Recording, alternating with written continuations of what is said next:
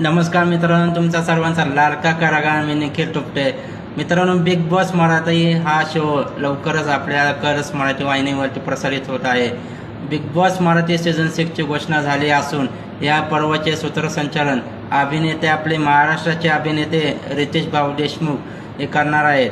या पर्वाची theme doors आधारित असण्याची शक्यता आहे आणि लवकरच हा कार्यक्रम आपल्या करस मराठीवरती प्रसारित होणार आहे.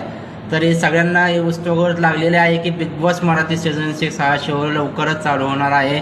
तरी सर्वांनी मागचा सीझन 5 ची जरा आनंद तुम्ही घेतलेलाच आहे, पण हा सीझन 6 हा सर्वांनी आनंद घ्यावा लवकरात लवकर.